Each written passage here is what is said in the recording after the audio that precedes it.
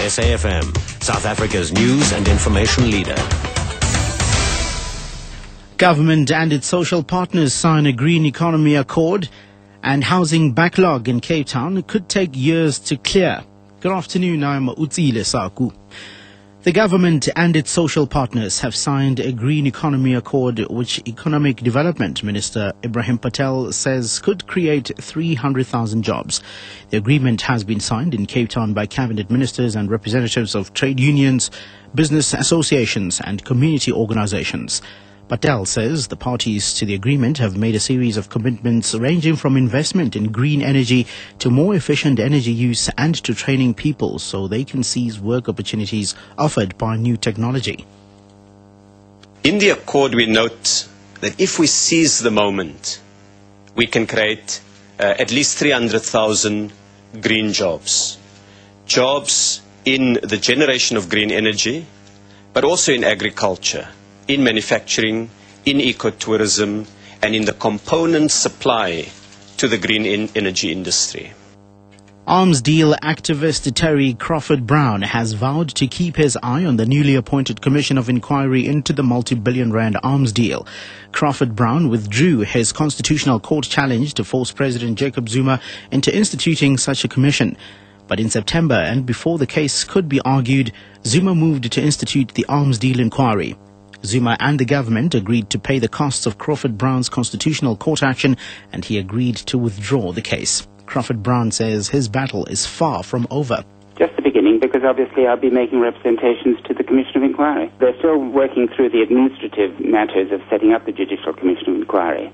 3 of the 6 terms of reference deal with offsets, which is where I came into this, to say that offsets were unconstitutional and that the arms deal was therefore illegal right from inception. So the Commission of Inquiry will be looking at that, but it must also then take remedial action, possibly cancelling the contracts and holding accountable the cabinet ministers that got us into this. Western Cape authorities say it could take up to 30 years to clear the huge housing backlog in the city of Cape Town. City Mayor Patricia de Lille says about 400,000 houses are needed to keep up with an increasing demand for accommodation. She says the local population is growing due to urban migration.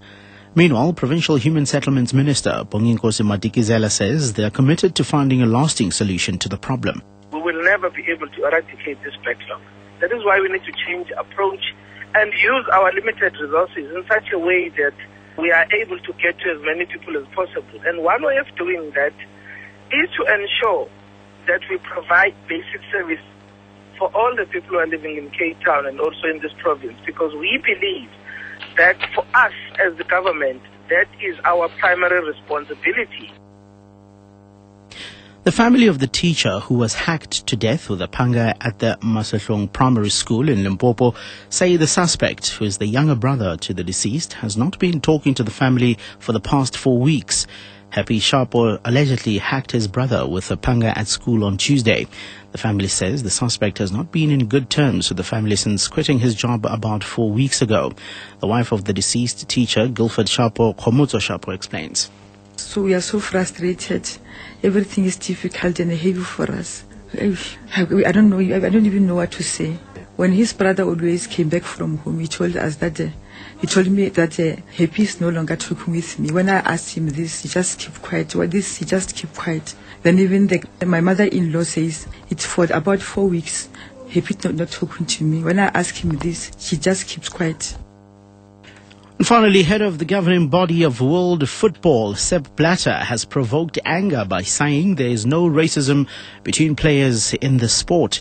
Blatter later said he was misunderstood and is committed to fight racism in football.